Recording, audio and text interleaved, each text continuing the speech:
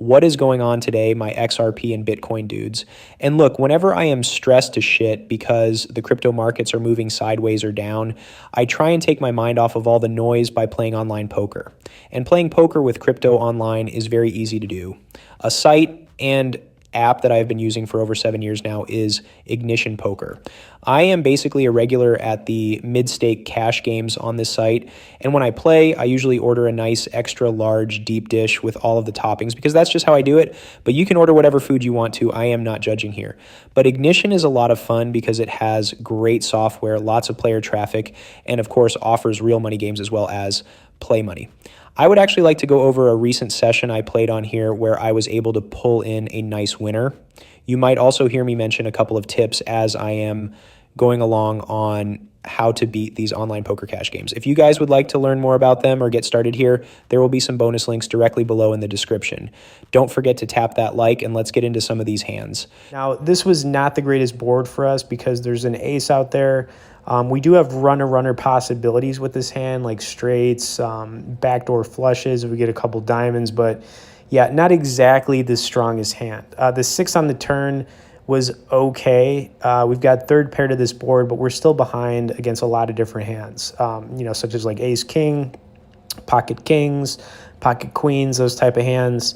And what was interesting here was he was playing this hand so passively that I decided to basically put in a bet here to try to steal this one away. He is going to make the call, but what happened next was pretty ridiculous because the river card really, made us, I guess you could say. We hit the 8, totally a disguised hand here for us. And I put in a pretty big bet here. It was like $107, which you could look at a couple different ways. It could look like a complete bluff, or I've got it. The thing that I did here, which I really like doing, was I bet this really fast. Typically in online poker, when an opponent bets really fast, it's usually a sign of bluffing, which is exactly why I did it. So there was a little bit of psychology in this spot. But yeah, I just think this was a good hand for you guys to see because you have to also just start to realize that, you're not always going to win with, the big hands like, pocket aces or pocket kings or your ace king suited. Sometimes you're going to have a weird hand like this. And yeah, if you know where you're getting into against one other opponent with a hand like this, I think it can only help your game out over time. Obviously, when you miss badly, sometimes you just want to fold these kind of hands, but this one was just like, this was nice. Plus, this guy is going to really tank on it. But ultimately, he is going to, make the call, which was pretty darn good. So really the first 2 tips I'm going over here, just playing fewer hands against multiple opponents. And, if you are going to call a 3-bet with a hand like I just showed you, just make sure it's against one opponent, not multiple, typically.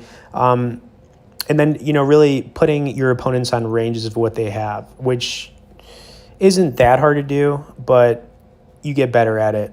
And obviously you are going to, see me do a little bit of bluffing coming up here, but bluffing is a little bit of an art. It takes time to get good at. I recommend bluffing about 10% of the hands you're playing.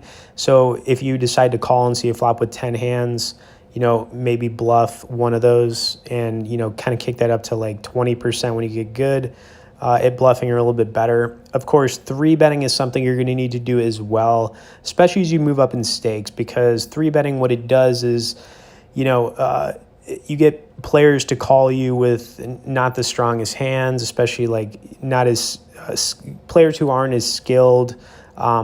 It builds the pot. It also just kind of helps the equity against your hand to get some of those other opponents out that maybe were in the small or big blind and they just decided to call a small raise. Sometimes when you 3-bet, it'll get people off of hands. Obviously not getting emotional when you're playing because you're not going to win every single time you play. It's part of the game. And that takes a long time to get good at, but not getting emotional is super important. And playing less tables is also very important for focus when you're playing 200 no limit poker online. The truth is, if you're trying to make I've done this before. Let's say you want to make a small number. We'll go with $2,000 a month playing online poker. Really, you don't need to be playing more than 2 tables a time at 200 no limit to hit that number, right? And when you're playing less tables, it just allows you to do a lot of things more effectively. Like you can bluff more effectively because you're actually paying attention to what your opponents are doing. Are they hesitating? Are they quick calling you? Do they have the check fold button on and they're just going to fold anyways? It's like these little details you're not going to be able to pick up on if you're playing 3, 4, 5, 6 tables at a time. It's also impossible. You also have to understand that poker flows. When you're in a poker session, money is constantly moving around and your stack's going to go up and down. Eventually when you're up like double what you've bought into, so if you bought in for $200 and you double up to $400, sometimes quitting the game or just quitting for the day or a few hours is a good play because doubling your money is never a bad thing, guys, and it really adds up over time. You don't need to get greedy and just kind of like sit there all day. You can take the win and just take it. You just don't have to force it, and you don't want to be forcing action by playing too long or just playing more hands than you should. Anyways, I know I'm kind of doing a lot here, talking about a lot, but like there is a lot of nuance to online poker. But really, the more you play, the better you get, and you kind of just stack these skills on top of each other over time. And of course, though, if you guys have any questions, comments, things like that, feel free to message me below. I'm always posting, and really, the goal here is to just kind of help you guys become better, open your game up, make more money, and obviously have fun doing it. Really, the only thing that I wish I could have more time for, and I say this all the time, is just playing some of those bigger tournaments, on the weekends. Something that I'm trying to find the time to do, but cash games are kind of just like, they're easier because you can kind of get in and out. You can play for like 45 minutes or a couple hours and then just kind of quit. Tournaments, if you run deep, the problem is you're going to be playing for like 6 to 8 hours if it's like a pretty big buy-in tournament and there's a lot of players in it. You know what I'm saying? So tournaments do take longer. Plus, there's a lot more variance. Really, you just need to stick to the cash games because that's what's going to be the most consistent thing for, making money. Tournaments, you can play in a lot of them and not make a final table or really get a payday. It's the reality of it. All right, but hope you guys are still sticking with me because we got some other good hands to go over here.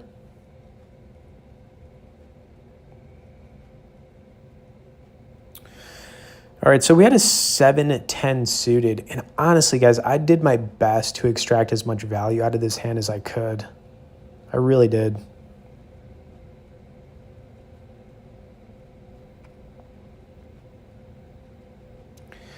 All right, so we hit 2 pair, and of course, it's never easy because there's so many draws, best case scenario is we hit a 7, I would say, on the turn. 10 would be good too, but I'd rather take the 7, to be honest with you. And that's exactly what happened here. So I was kind of just licking my lips like, oh yes, we just hit that 7. And now I was just hoping somebody would bet. And we do have a player who's going to bet here. And I did not raise. I did not kick this up at all. I just wanted to, slow play it, hoping that maybe somebody has a flush or kind of like a weird straight or a pair of 7s too, which would be, kind of good. But I just made the call hoping this guy would just bluff it off on the river. Just looking for like a low card here, like a deuce or like a 4 of spades maybe. Hard to know if another spade was going to kill the action or not, but we had a deuce, and the guy who bet unfortunately checked it, and I was really hoping he was going to rep another big bet here. He didn't. So then I tried to put in the right sizing. I didn't go too heavy here. I was really just hoping somebody had something to make a call. And I don't think there was anything wrong with this. Unfortunately, we had a couple guys who probably missed draws, or maybe that guy was bluffing. Who really knows? And a little bit frustrating. Okay, now I had a 7-5 suited here, and this was I just like playing 7-5 suited. I don't know what it is. I prefer it to be in spades for whatever reason, but it doesn't matter. If it's diamonds or clubs, I'm still going to play it. Anyways, I did, and the flop wasn't again, the greatest, but we have a pair of fives, okay? Still behind to a lot of hands here, especially against two other players. So, obviously this is almost like check fold or just play it cautiously. I let it go to the turn here, and I think we checked it to the turn. I don't think anybody bet. So we get to see a free card, I believe. Okay, which was an 8. Definitely feels like somebody could have a pair of jacks here. Somebody might have a pair of kings. Hard to really say for sure. But the fact that we kind of like checked it all the way down to the river, and I don't think any flushes got there or straights really. I mean, because we've got the 7, so a straight's less likely. And when this guy bet out, I kicked it up to like $30, okay? And I waited a little bit before I did this. So, for me, it's just way less likely he's got a straight because I've got the 7. Plus, I just felt like he was too weak to make this call. And there you go, guys. So, like, bluffing, it is a bit of an art form. You get better at it. And I just thought in that spot that was a good bluff. And, we took down. All right, next here we had an ace-king.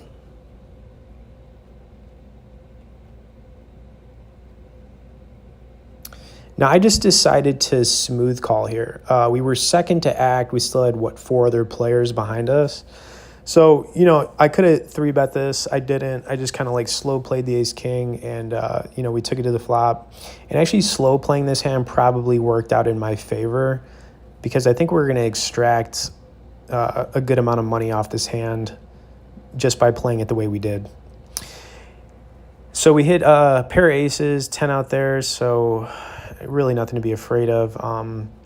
Turn card was good because it gave us a top 2 pair, and we would only be really losing some sets, and jack queen just seems like something that's just unlikely.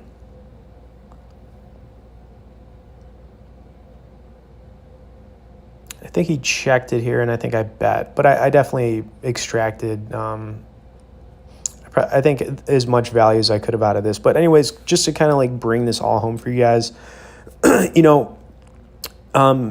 really just crushing these $200 cash games, it's not as hard as a lot of people think. If you're putting in the work, getting better, doing all the things that I talked about earlier in the video, and getting to the point of making a couple $1,000s or more per month doing this, it's really not that hard, guys. Plus, it can be fun.